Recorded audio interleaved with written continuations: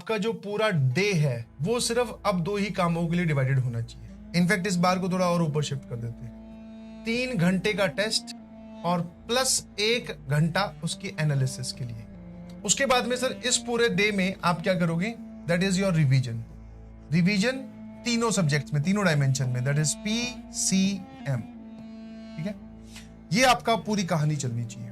और ये टोटल जो आपका दिन होना चाहिए that should be sum up to, मतलब ये कितना आ जाना चाहिए सर, सम अप टू कितना, कम से कम 10 से लेकर सर ये 12 घंटे होना चाहिए।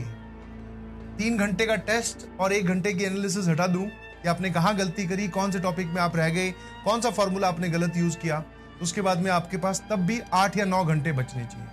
मैं ये नहीं बोल रहा हूं कि आप PCM को वैसे तो इक्वली टाइम देना चाहिए, बट हाँ कुछ टॉपिक्स हो सकते हैं आपने फिजिक्स में रिवाइज किए बहुत जल्दी, टाइम उसमें लगा ही नहीं, बहुत जल्दी से रिवाइज हो गए, केमिस्ट्री में जल्दी से हो गए, मैथ्स में टाइम ले रहे हैं तो उसको थोड़ा टाइम दीजिए। फिर मैं अपनी स्ट्रेटेजी सुधारिए प्लीज। आप कहीं ना कहीं लैग कर रहे हो, नॉलेज की कोई कमी नहीं है, आपकी पेपर अटेम्प्टिंग स्ट्रेटेजी आपकी बहुत गलत है। आप अपनी मिस्टेक्स को सीरियसली ले ही नहीं रहे हो, आप अपनी मिस्टेक से सीख ही नहीं रहे हो। गलती कर दी, नंबर कम आ गए, एक्सेप्ट कर लिया, आगे बढ़ गए। नहीं भाई, एक्सेप्टेंस होनी ही नहीं चाहिए। आप पता करिए कि क्यों कम नंबर कम आए हैं, कौन सा सवाल था, क्या टॉपिक था, क्या आपने गड़बड़ की। तो एक्सेप्ट मत करिए उन गलती को, उनसे सीखिए और लास्ट मोमेंट पे अपनी स्ट्रेटेजी मत चेंज कीजिए। जैसे कुछ बच्चे अभी जो मुझसे मिले थे वो जो बोल रहे हैं कि सर क्या मैं मैथ्स को पहले अटेम्प्ट करूं, नहीं जी।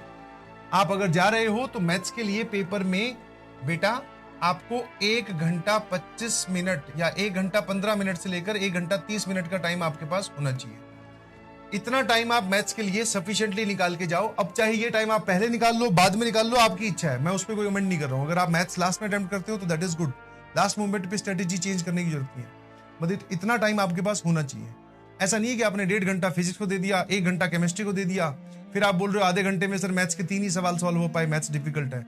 नहीं जी, मैथ्स डिफिकल्ट नहीं है, आपने डिफिकल्ट बना दिया उसको।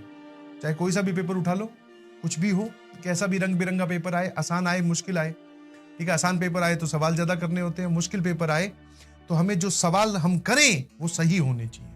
बिल्कुल एकदम प्रमाणित है, हमने देखा, इतने साल से पढ़ा रहे हैं। जिन बच्चों की रैंक आती है उनको भी नहीं पता होता कि उनकी क्या रैंक आने वाली है, बस वो लास्ट के दिनों में बोलते ना अंधाधुंध मेहनत करते हैं, अंधाधुंध मेहनत, देखते नहीं तो सोचते ही नहीं, कुछ भी बात पे दिमाग में आने ही नहीं देते। And nothing should trouble you, किसी भी कारण में, किसी भी सिचुएशन में आपको घबराना नहीं है, क्योंकि everybody is going through the same.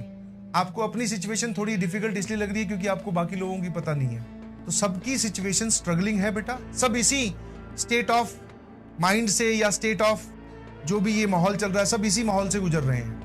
अब तुम्हें लग रहा है कि सर मैं ही प्रेशर में हूं, नहीं भाई, सभी प्रेशर में, सभी के नंबर कम आ रहे हैं, तो मैं ही नहीं समझ। और आपने एक काफी लंबी जर्नी आप तय करके आए हो और इस जर्नी का आपको 100% फायदा होगा।